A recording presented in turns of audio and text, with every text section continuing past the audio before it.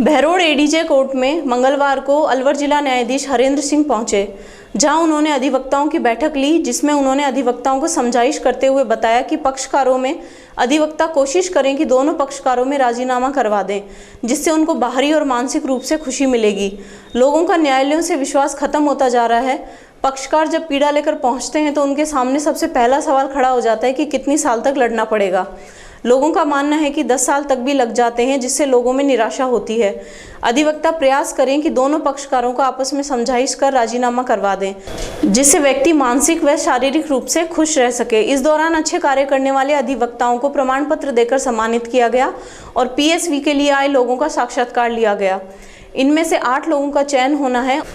इनका उद्देश्य है कि आम जन तक न्यायालय के उद्देश्य को समझाया जाए। इस दौरान अधिवक्ताओं द्वारा नवसृजित कोटपुतली बहरोड जिला बनने पर जिला न्यायाधीश के कार्यालय खुलवाने के लिए ज्ञापन सौंपा गया।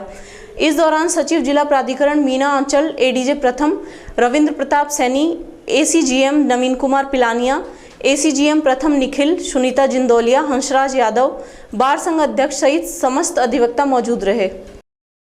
पहली बार इस कैंपस में आए हैं बहरोड, अधिवक्तागण से मीटिंग करने का भी, उनकी समस्याओं को सुनने का भी एक हमारा मोटिव था और PLV के इंटरव्यूज़ का भी। तो अधिवक्ता ने जो समस्याएं बताई हैं वो हम ऊपर रखेंगे, अपने भेजेंगे और वो डिसीजन लेने वाले तो माननीय उच्च न्यायालय है, जो भी डिसीजन लेंगे वो उसके अनुसार होगा।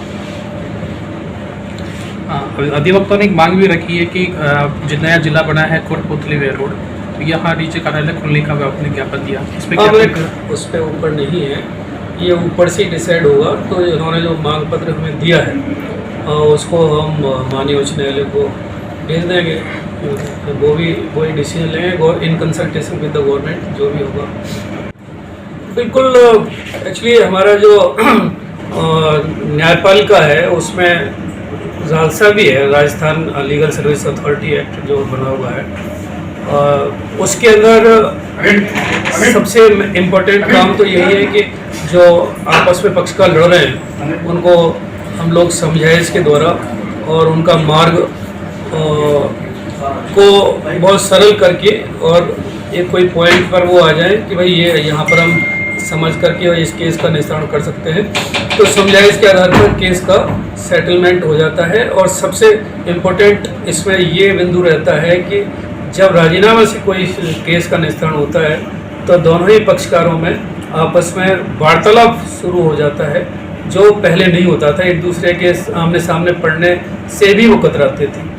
तो यहाँ जो लोक अदालत का आयोजन हमेशा होता रहता है, तो उसमें भी हमारी यही कोशिश रहती है कि जो कई सालों से जो पक्षकार आपस में लड़ रहे हैं तो उनको हम लोग समझाइश करते हैं, अपनी स्किल्स और टेक्निक्स यूज़ करते हैं। चूँकि मैं ट्रेंड हूँ, मैंने मीडिएशन की ट्रेनिंग ले रखी है, तो मैं भी पक्षकारों को सामने बिठा करके और उनके एक दूसरे से समस्याएं पूछ करके और एक दूसरे के ऑफर्स उनको सामने लेकर के आते हैं।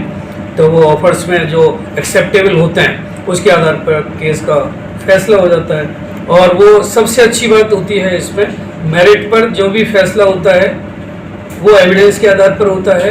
उसमें फैसला होने के बाद कोई एक पार्टी हमेशा असंतुष्ट रहती है, वो ऊपर जो हायर कोर्ट बने हुए हैं, माननीय उच्च न्यायालय और सर्वोच्च न्यायालय, वहाँ तक केस जा सकता है। लेकिन राजीनामा का ये प्लस पॉइंट है कि यहाँ पर जो कोई फैसला होता है वो राजी राजी होता है दोनों पक्षकारों में, तो उसका यहीं पर हमेशा के लिए अंत हो जाता है। इसकी कोई अपील नहीं होती, अपील करेगा भी कौन, क्योंकि राजी राजी फैसला हुआ है तो अपील का उसमें कोई प्रावधान भी नहीं है और सारी समस्या का समाधान यहीं पर हो जाता है और चंद मिनटों में हो जाता है। ये बात जरूर है कि समझा इसमें 1-2 सेशन लग सकता है, फर्स्ट सेशन में नहीं हुआ, दूसरे सेशन में हो जाए, तीसरे सेशन में हो जाए।